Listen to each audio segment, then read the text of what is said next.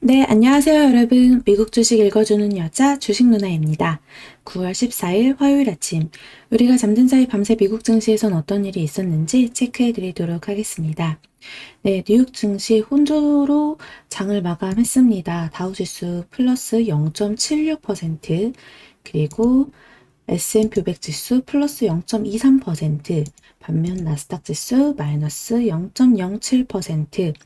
네, 이날 뉴욕 증시는 8월 소비자 물가 지수, 즉 CPI 발표를 앞두고 경기 심리가 커진 가운데 코로나19 우려가 다소 완화된 영향으로 혼조세로 장을 마감했습니다. 다우지수랑 이제 S&P 500 지수는 각각 이렇게 좀 상승을 하면서 6거래일 만에 반등에 성공한 반면에 기술주 중심의 나스닥 지수는 0.07% 하락해서 나흘 연속 하락세를 이어갔습니다. 코로나19 우려가 다소 완화된 점이 증시에 긍정적으로 좀 작용이 되었는데요.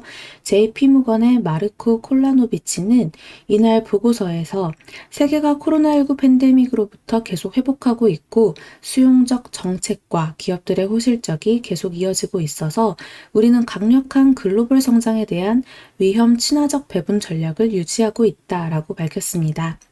이어 세계 경제의 재개는 델타 변이 확산으로 인해 지연되고 있지만 이 여파는 미국뿐 아니라 전 세계적으로 줄어들 것이며 결국 팬데믹으로부터의 회복은 다시 시작될 것이다 라고 언급했죠.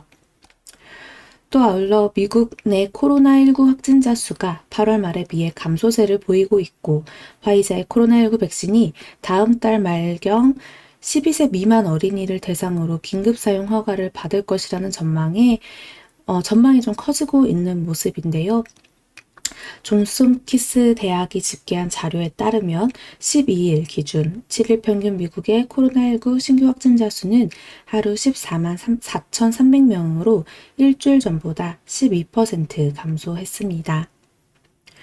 또 아무래도 이렇게 미 백신 접종률을 크게 높여줄 12세 미만 백신 접종 허가가 이달 중 나올 것이란 보도가 역시 투자 심리 호조에 좀 보탬이 된 것이 아닐까라고 해석해 볼 수가 있죠.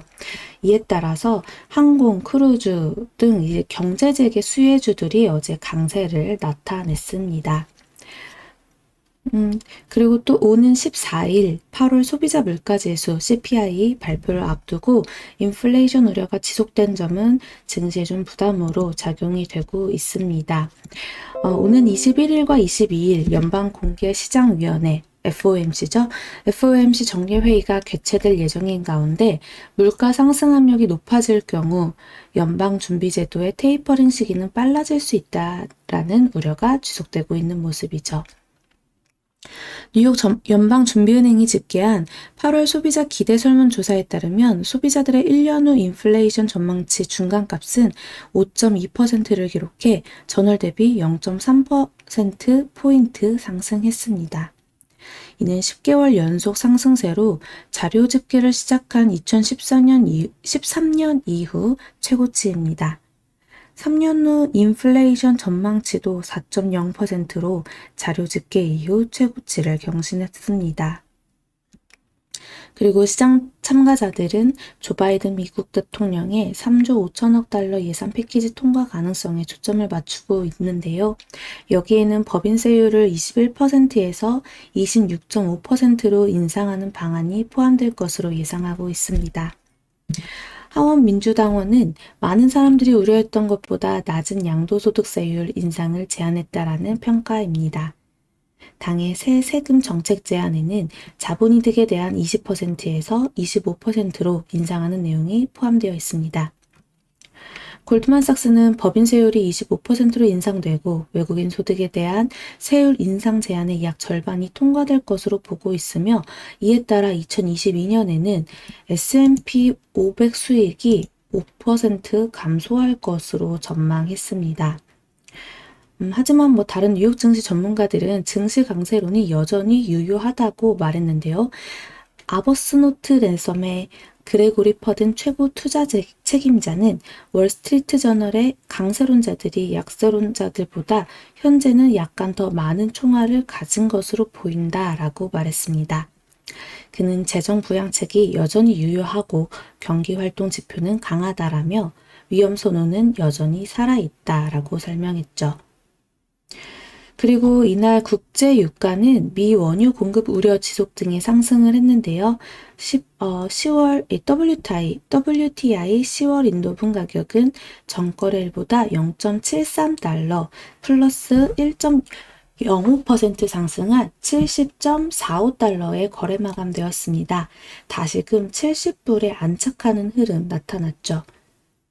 그래서 이 S&P 500에 11개 업종 가운데 8개가 올랐는데요. 유가 강세에 힘입어 특히 에너지주의 상승세가 두드러진 흐름이 나타났었습니다. 여기 보시면 뭐 엑슨모빌이며 다 흐름 괜찮죠? 우리가 좀 나스닥에 있는 기술주주부터 한번 좀 빵주 체크를 해보면요.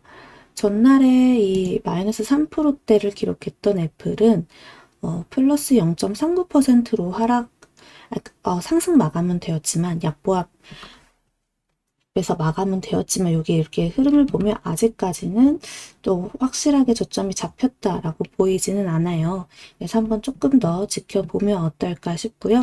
아무래도 이제 오늘 예정된 신제품 공개를 앞두고 0.39% 상승해서 흐름은 마감이 되었는데, 한번 지켜봐야 되겠죠? 그리고 뭐 페이스북이랑 아마존 모두 약보합권에서 거래를 마쳤고, 넷플릭스 같은 경우는 오히려 1.58% 하락세를 나타냈습니다. 또 반면 구글 같은 경우는 이렇게 또 1%대 상승 흐름이 나타났고요.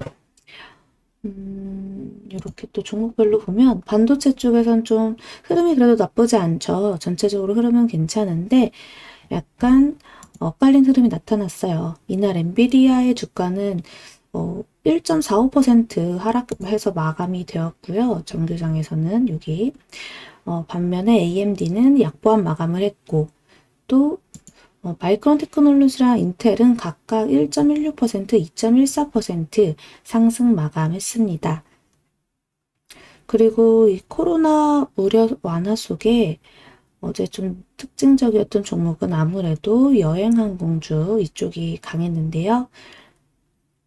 델타항공도 2%대, 아메리칸 에어라인스 그룹 1.9%, 카니발 2.46%, 노르웨이안 크루즈홀딩스 2.89%, 라스베가스 샌즈 2.51% 상승을 하는 등 경제 재개 수혜주들이 상승을 했습니다.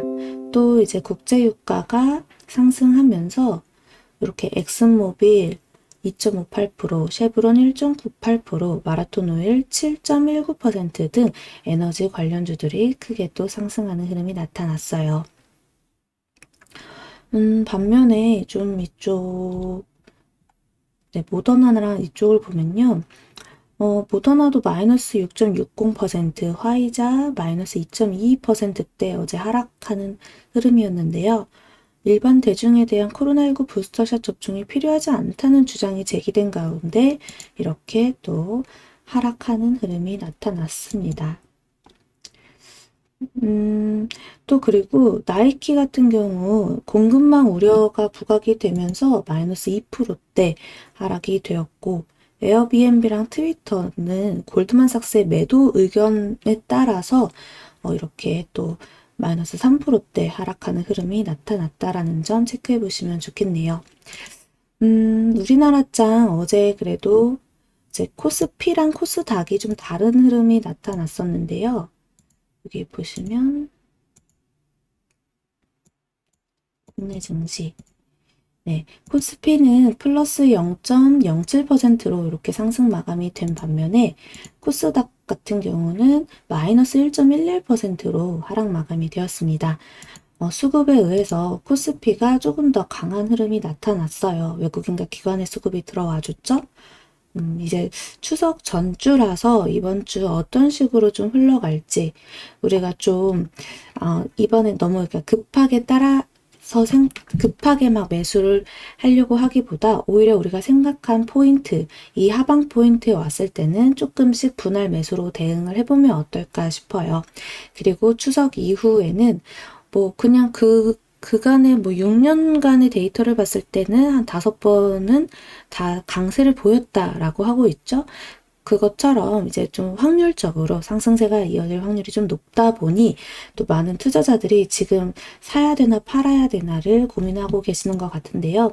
아직까지 이렇게 삼성전자를 비롯해서 또 우리 이 지수를 바치고 있는 대형주들의 흐름이 막 걱정할 만큼 꺾인 건 아니니 우선은 좀 끌고 가 보시면서, 그리고 오히려 하방에 있는 그 포인트에서는 조금 줍줍을 해보면서 좀 우리가 추석 이후 좀 이익 실현을 할 수 있는 자리가 왔을 때 다시 한번 현금 확보를 하는 그런 전략으로 가져가 보는 건 어떨까 합니다.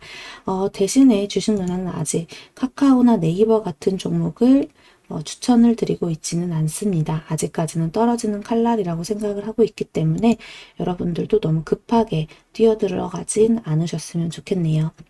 자, 그럼 오늘도 주식 혼자 하시기 어려우신 분들은요, 이따 낮 12시 주식 누나 라이브 방송에서 만나도록 해요. 이상 오늘의 미국 증시 마감 브리핑은 여기까지 하겠습니다. 영상 재미있게 봐주신 분들 구독과 좋아요, 그리고 알람 설정 댓글도 많이 많이 부탁드립니다. 이상 주식 알려주는 여자 주식 누나였습니다. 또 만나요.